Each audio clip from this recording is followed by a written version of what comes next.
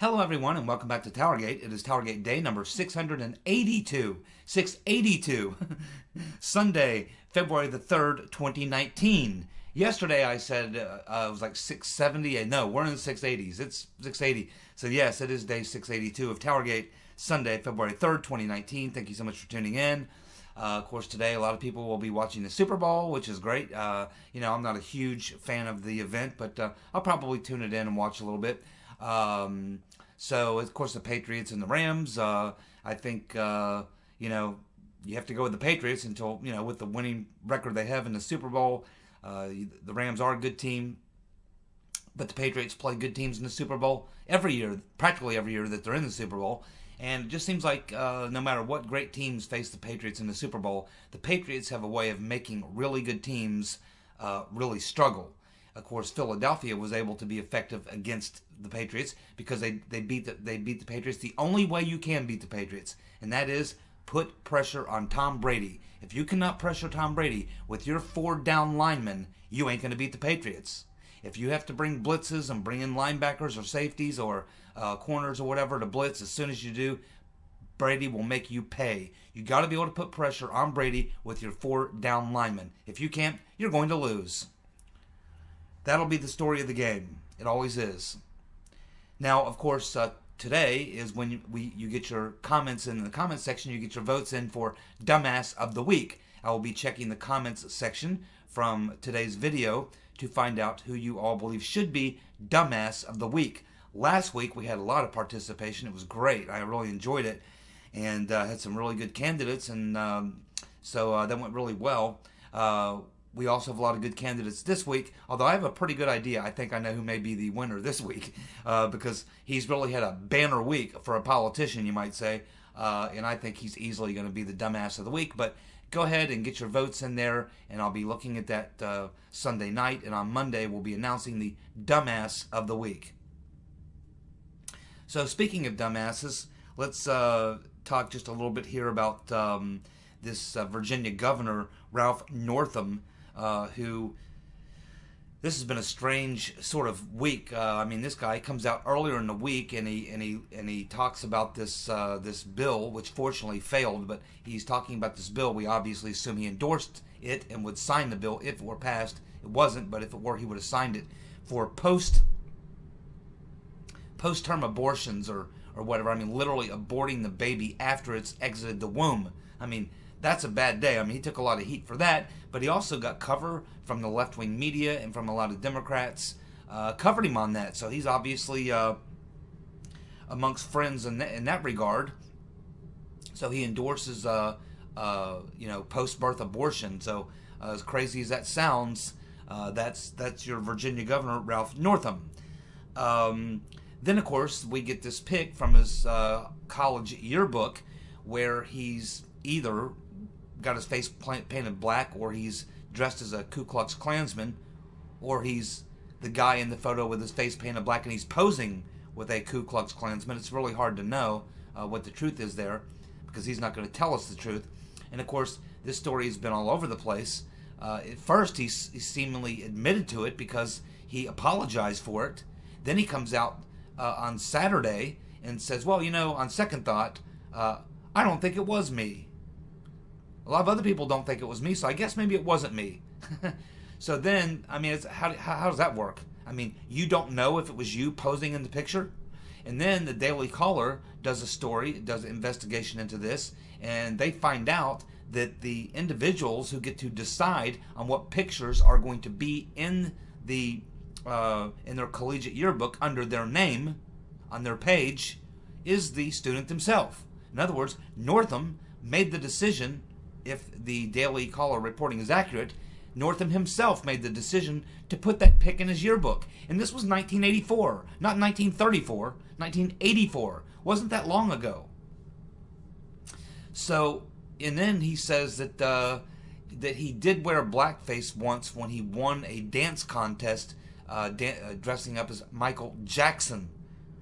So this is a strange, very strange character that we're dealing with here. He's dressing up in blackface, posing with a Klansman, then denying it, That's just crazy. On the heels of 2 or 3 days earlier, talking about a post-birth abortion. I mean, this guy's a loose nut, man. He shouldn't be the governor of any state. He should probably be, looked into for some psychiatric deficiencies or something. I mean, this guy's got a lot of problems, and I think that he's going to do very, very well in the running for Dumbass of the Week. This guy's a real trick. He's a real winner. Trump posted out a pretty good pic this morning of himself golfing down in Florida with Tiger Woods and Jack Nicklaus. Tiger and Jack. How'd you like to play golf with Tiger and Jack? Probably would be very embarrassing for you. But I understand that Trump's a reasonably good golfer. He's not a hack. In other words, he's pretty good. He's probably not going to beat Jack, and certainly is going to beat Tiger. But apparently he's competitive enough that he plays with some professional golfers, and he's competitive enough that they enjoy playing the game with him. So he's probably a pretty decent golfer. So anyway, I want to focus most of today's video and the rest of today's video on something I did last year, and I want to do it again this year. So at the end of 2017, which was really the first year that we really started investigating, or the real investigations into Spygate began, because 2016 was all about Trump-Russia collusion, the election, and all that. But it was really in the early spring of 2017 that people started asking questions, started looking into these things that occurred during the 2016 election, and that's when the real Spygate theme began. That's when we really started looking at a lot of these things, and throughout that whole year in 2017, a lot of revelations, a lot of information came out, enough to know that there was some kind of a plot against Trump, both as a candidate and president, in 2016 during the election. So that's really when the official, I guess you could say, or even unofficial, investigation into Spygate began. Now, at the end of 2017, I did the video and I said, okay, well, so here's what we have learned. And I went through a lot of the bullet points of a lot of the major things that we had learned. And at that time I said, okay, so we basically got a puzzle here. And we have about maybe a third to a half of the pieces of this puzzle. We're starting to get an idea of what it looks like, but we still need a lot more information. Okay, so that's where we were after 2017, the first year of the Spygate. Now, throughout the second year in 2018, I want to do the same thing and go through, just highlight some of the major things that we learned, although there was a lot of things that came out in 2018, and literally I would need like 2 hours to go through it all. If you just go over to my timeline, if you're interested, you can just go to my timeline and you can look at it's TowerGate timeline.blogspot.com. You can go there and you can just go down through you can see 2017, 2018, both, a lot of things that we learned, but you can go look at 2018 as well. And I just took a few of the major highlights from 2018, major pieces of information that we got, more pieces of the puzzle, so to speak, that we got. So here we are sitting at the 2018 now. 2018, we have 2 years of this Spygate investigation, and now we have what looks to me to be about 2/3, maybe 3/4 of the pieces of the puzzle. We now have a much better idea what the puzzle looks like. We have a pretty damn good idea what we're looking at here, but there are still some details that we need, still some information that we need to totally wrap this thing up and completely understand what happened. Obviously, we know that there was a attempt to destroy Trump as a candidate. Then when that didn't work, they had to try a frame up and try to cover up the illegal activities that took place when they were trying to destroy Trump. And this led to the special counsel, because the special counsel needs to take down Trump, or at the very least, they need to protect the information that would expose the real crimes and the real criminals. So I'm going to go through some of the things that we learned in 2018, the pieces of the puzzle that we got in 2018, and then take a look ahead at 2019, and I'm going to tell you what I think, or at least what pieces of the puzzle I think are left remaining, what things we need to know in order to have this thing fully exposed. And it's important because I think this is the only way we're going to get the truth, Now, once we get the truth about everything that happened, there should be people going to jail or being investigated, indicted, prosecuted, whatever. I'm sure that the story is all going to come out. Whether or not there'll be people held accountable is another issue. They certainly should be, and I'm committed to that. But I would say that in 2019,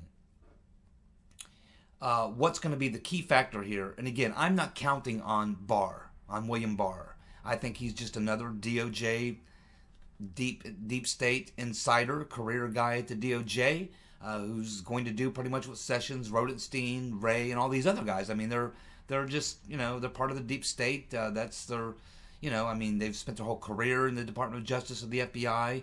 I just don't see a guy like that coming in and cleaning house and exposing all the truth, despite what he said in the hearings that he would investigate these things. Yeah, he will investigate these things. Wray said he would investigate the things at the FBI. Rodenstein's supposed to be investigating these things. Uncle Bob's supposed to be investigating all these things.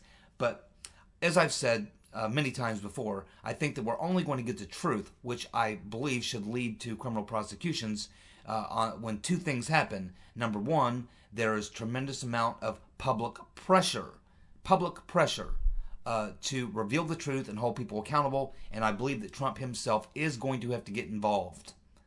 I believe Trump's going to have to get involved, and I believe it's going to take public pressure. I believe when those two things happen, we would see the truth come out and people would be held accountable. But it's going to come down to the people demanding justice and the president getting personally involved. I'm not counting on Barr. I'm not counting on Lindsey Graham. I'm not counting on the Congress. I'm not counting on... there's a lot of good reporters covering this story, and they've done a great job, and they've been a tremendous benefit. So much of the information, most of the information, as a matter of fact, that appears in my timeline and that we talk about here comes from journalists like Lee Smith and Paul Sperry and John Solomon and others. Dan Bongino's doing some good work. But,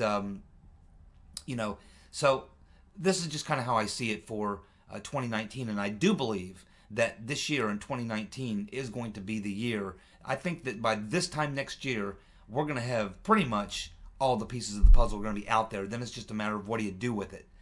I think that we're pretty close. And again, I think as soon as the Uncle Bob's investigation, as soon as Uncle Bob's witch hunt comes to an end, that should end the ability of the government to hide the evidence that would produce the truth and give us the answers we need. Now, I have no doubt that Uncle Bob is going to finish his investigation at some point. I don't know when, but he'll finish it at some point when he runs out of people that he can go after. Eventually he will run out of people to harass. But I believe he also will probably kick a lot of things over to the Southern District of New York and say, okay, well, I'm done with everything pretty much I have to do, but here's some other things that you need to look at. He'll kick it over to the Department of Justice in New York, in which case they might be able to claim privilege on the evidence because of investigations they're doing. In other words, they might pick up where Uncle Bob left off by protecting the evidence that would expose the crimes and the criminals. It might go to the Southern District of New York. But I think that they could be overpowered if there is overwhelming evidence that there were crimes and that there is evidence that they're not allowing to come out, that needs to come out in order to conduct the investigation. Or there's a special counsel appointed, and of course he would have the authority to tell the Southern District of New York to go fly a kite, that he's in fact conducting his own investigation, and he'll look at whatever documents he wants, get whatever documents or witnesses he wants, and he'll do what he wants to get to the bottom of his investigation. So, it's hard to say exactly how it's going to play out, but it's going to be something along those lines, and I do believe it will occur in the year 2019. So, let me go through some of the things that we learned in 2018. Okay, so on January the 18th of 2018, a little over a year ago, that's when Devin Nunes released his memo on the FISA abuse. That's when he released that memo that essentially proved that the dossier was, for the most part, what was used to get the FISA warrants on Carter Page. Now, as we know, there was quite a bit of redactions there. on the Carter Page FISA. And so there's still some information they don't have. Now, Nunes and some others, I assume, have seen that and they know what's there. And so that's what we're really waiting on, because Nunes got about a good chunk of it, enough to where we knew after Nunes's report that all the claims of all these other things that were responsible for getting the FISA warrant were lies. And that it was, in fact, the FISA warrant. It was the overwhelming information was used to get the FISA warrant on Carter Page. We still have these 28 pages from the actual FISA application itself. And Nunes says if we ever see that we will know for sure that it was, in fact, the dossier, really, and nothing else, that got the FISA warrant on Carter Page. Then the following day, after Nunes releases his memo on January 18th of 2018, it was the very next day that Inspector General Huckleberry Horowitz released the Strzok Page texts. And of course, we learned a lot from the Strzok Page texts. February the 4th of 2018 is when John Brennan, Mr. Potato Head, told Sleepy Eye Chuck Todd on PMSNBC that he passed the FBI information which was critical or integral to the FBI's investigation into Trump Russia in 2016. So here's when we first had John Brennan saying, "Oh yeah, you know, it was me and the CIA. We basically had this intelligence and we passed it to the FBI to make sure they got the information they needed to investigate this, because as the CIA, we're not, you know, we don't do domestic investigations. We're an intelligence agency. That's what the FBI does. But it was our intelligence that we passed on to the FBI, which gave the FBI the information they needed to begin their investigations and so forth. And we know there were at least 5 investigations regarding Trump, Russia, Spygate, whatever. May the 16th of 2018 is when the New York Times revealed Operation Crossfire Hurricane. Crossfire Hurricane.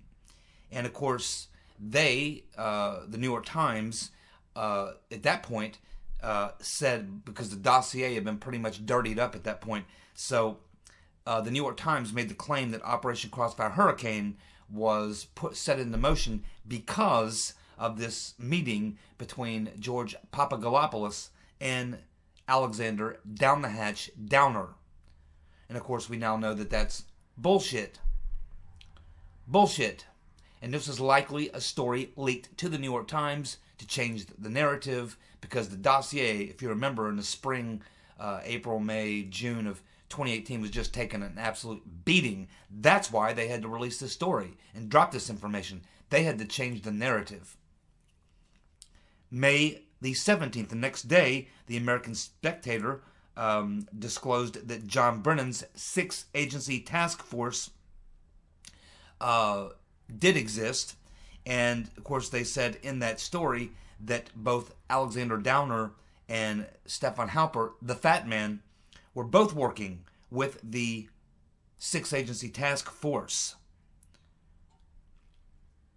And essentially, this was just a day or two after Halper had been outed, because we had the text message from Strzok and Page, and they talked about this Ocarnis Lures, meaning overseas spy.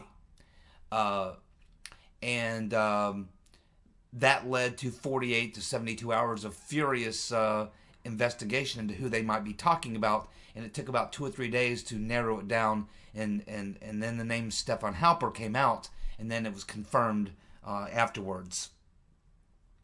Then on June the 4th is when Silly Sally Yates went on the Morning Schmo and admitted that they were investigating Trump. And this was important because prior to this, everyone had denied, from Comey and everyone else, had denied that they, even the media and everyone else, denied that they were actually investigating Trump, himself. But Sally Yates reveals on June 4th that, in fact, they were investigating Trump. Then, on July 17th, the Department of Justice releases the Carter Page FISA, heavily redacted, and did not release those 28 pages, but a portion of the FISA. which shows that the dossier, of course, just as Nunes's memo showed, was the main evidence used to get to FISA. It never mentions in there that the Rotten Reverend Clinton paid for the dossier or that Steele had been fired by the FBI as a source. None of those things were mentioned. So at this point, the Papadopoulos Downer thing had been blown up, and they had to go back to the dossier. So now they go back to the dossier, and they release the just the amount of information from the FISA document on Carter Page. They didn't give us the full 28 pages. It was heavily redacted. A lot of things were not in there, but they gave us just enough that they could go back and cover their ass a little bit, change the narrative again, and try to rebuild the dossier. Then on August 3rd, we got documents that were released that showed that the FBI paid Christopher Steele and that they met with him on at least 12 occasions. That's when because we had suspected that the FBI paid Steele. We had already pretty much knew that they paid his expenses for his trip to Rome in July of 2016. But here we learn in August of 2018 that in fact they were flat paying Christopher Steele as a source, and that they had met with him around 12 times. And on August 28th of 2018, John Brennan, Mr. Potato Head, tells PMSNBC that Bruce Orr's activities were known to the DOJ and that the DOJ and the FBI were working together, coordinating together. So this was in August that John Brennan goes on and discloses this, because Bruce Orr had been outed about 2 months prior. 2 to 3 months prior to that, we learned about Bruce Orr and what he may have been involved in. And of course, we knew that Nellie worked. We learned that Nellie, his wife, had worked at Fusion GPS. We knew these things, but we hadn't had his testimony yet, and he hadn't said anything yet.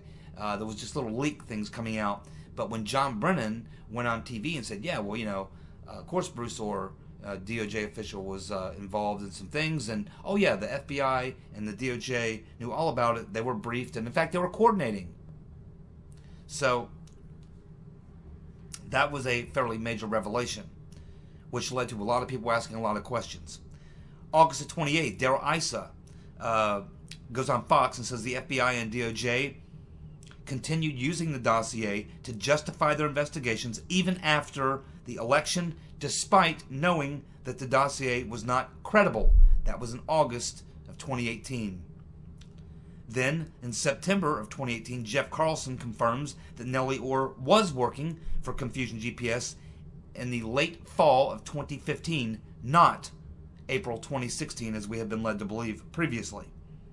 On September 10th, lawyer and friend of Joseph Misfit tells the Daily Caller that Misfit is alive and well, because up until this point, many people have been passing this rumor along that Misfit had died or disappeared or something. No one knew where he was. So his friend and lawyer, this Stephen Rowe guy, comes out and does a story and says, yeah, he's still alive and well. September 17th, Lisa Page tells the House investigators that the FBI had no evidence of Trump-Russia collusion when the Mueller probe began. Major point there. October of 2018, Catherine Herridge of Fox News reports that Perkins Coie lawyer Michael Sussman met directly with the FBI General Counsel James Baker in 2016 on several occasions, and passed him information, by the way. October 2018, Lee Smith writes a story detailing how Mueller filed a brief with the government saying that if Trump declassified and released Spygate documents, that it would trigger a charge of obstruction of justice against Trump. And that's why we learned he cannot declassify and release the documents.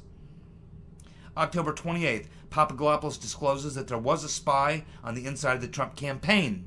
And of course, we don't know for sure, but we believe that was former Congressman Mike Rogers.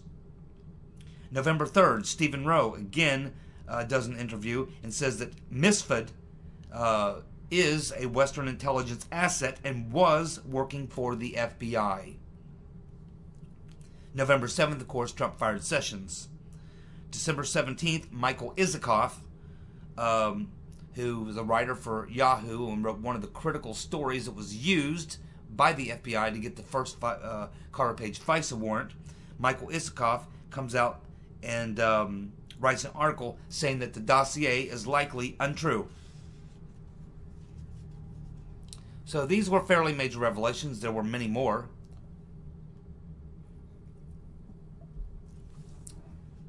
So now, as we are sitting here in 2019, really in the third year of Spygate,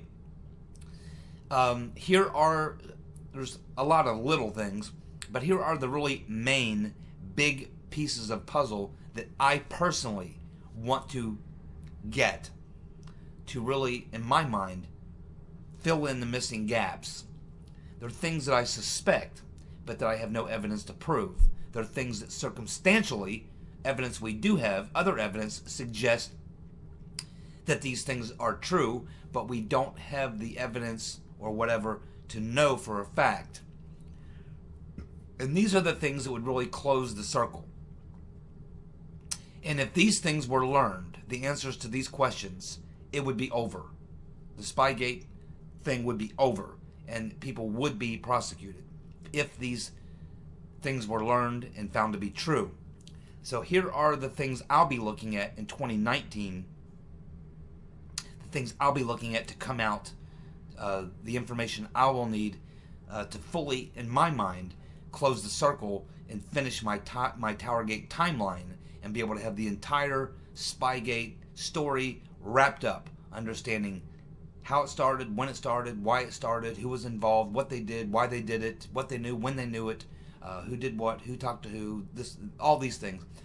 So here are the things that I'll really be focusing on in 2019 and hoping to learn in this year. Stefan Halper. Stefan Halper, he is a key player, because if you go to my timeline, you'll look and you'll see the very first thing in my timeline talks about Halper and Downer appearing, giving a speech together way back in 2014. And Halper is laced all through the critical periods when the frame-up was happening. And now he's like disappeared, and as far as we know, he's never been deposed, he's never been questioned. We don't know anything other than what has just come out. So we really need to know. He was a key player in so many of these individual setups that were happening. And he had so much access. So we need to know about Stephen Halper.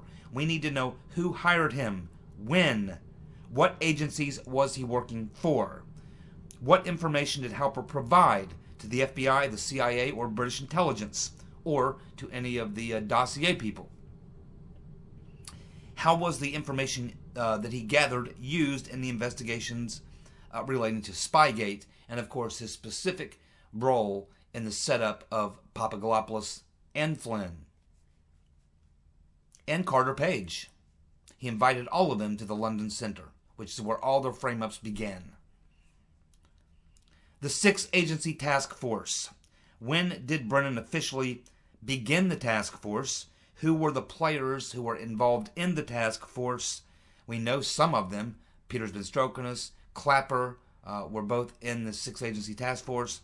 We can assume maybe Lisa Page, possibly McCabe, but we need to know the other players, because there will be foreign nationals involved here, foreign intelligence people, maybe DOJ people, people from the Treasury.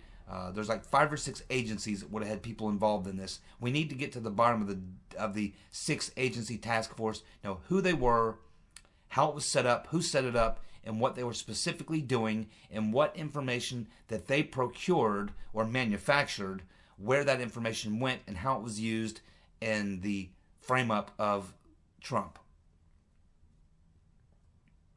Also need to know who they were answering to. Was there someone higher than Brennan? That would have been Obama or Clapper. We need to know, was Hillary Clinton directing Perkins Coie, or was Perkins Coie acting on their own with all the things that they were involved in and all the things that they were doing? Were they doing all that? Did Hillary just go to Perkins Coie and say, yes, I want you to do opposition research, and good luck with that, here's $13 or $11 million. And then she's washed her hands of it? Or was Hillary Clinton directing the activities of Perkins Coie? Was she directing the activities of Confusion GPS? Was she directing both of their activities, coordinating them together? Was she the one behind the scenes, behind the curtain, putting all this together, using Fusion GPS and Perkins Coie as cutouts? Or were they people who she just hired and she said, okay, here's 11 million bucks, do what you can, and I'm busy campaigning? What was Reverend Clinton's role? How much of it was orchestrated, directed by her, and how much of it was just her paying someone to do this work? We need to know. We need to know when Obama became aware of the dossier. When did Obama learn about the counterintelligence operation or other operations or investigations going on into Trump? When did he learn, and what did he know about Crossfire Hurricane or any other investigations? Next question, who was Joseph Misford working for? Was he acquired as an asset by the FBI, the CIA, British intelligence, Fusion GPS? I mean, who in the hell was directing? Who recruited Misford? Who was he working for? Who was he reporting to? What was his objective? What was it that they hired him to do? We know he played a critical role in the setup of Papadopoulos. So was it U.S. intelligence, British intelligence, the Six Agency Task Force? I mean, who in the hell was Misford, working for? Who brought him into it? What was his role in all of this? As far as I know, they still have not interviewed him. Well, they did interview him once, the FBI did, but not about Spygate. Was Alexander Down the Hatch Downer working with the United States or British intelligence agencies or the FBI on the setup of Papadopoulos? Again, same questions for Downer. Who was Downer working for? Who was he working with? What was his role that he played in the whole thing? He went silent immediately. Then he did a few interviews. He contradicted himself a few times. There's some confusion about what he was told or what he wasn't told. We really need to understand a lot more about the role that Downer played and who brought him in. We know that he goes all the way back to Oxford. In Bill Clinton's college days, they were buddies at Oxford, and he knows the Clintons very well. Remember, all these people know and are connected very closely to the Clintons. All of them. We need to know who the contractors were that were given access to the FBI NSA database relating to the 99-page FISA court document by Judge Collier. All those were blacked out. We don't know who they were. We need to get the names and know who those private contractors were who were given access to the FBI NSA database and who authorized that access. We need to know if the Right Reverend Clinton directly directed the Shearer dossier, and whether or not the Right Reverend Clinton directed Shearer to give his dossier to Blumenthal. What was her role in the Shearer dossier? We need to know if Obama authorized the surveillance on Trump and his campaign. Did he know about it? If so, when? And who authorized the unmaskings?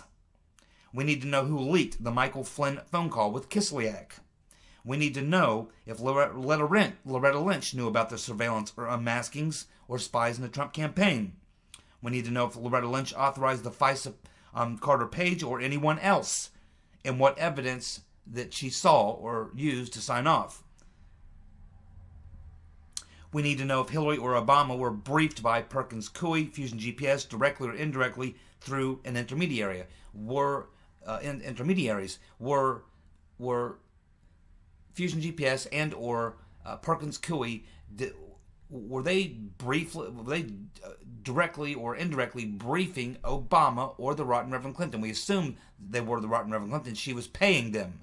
But as far as Obama, because now we know that Sussman, Perkins Coie lawyer, was directly briefing the general counsel, James Baker. So was that making its way to Obama? What did Obama know, and when did he know it? And that's really the two main things we need to learn in 2019 in regards to the top tier players, because we're all around the low and mid tier players. We need to find out in 2019 on the top tier players, and that would be Obama and Clinton, Hillary Clinton and Barack Obama. What did they know, and when did they know it? When these things are revealed, this entire thing will come down like a house of cards. Thank you so much for tuning in. Don't forget to put in the comment section your pick for Dumbass of the Week. Thanks so much for tuning in. See you guys. Bye.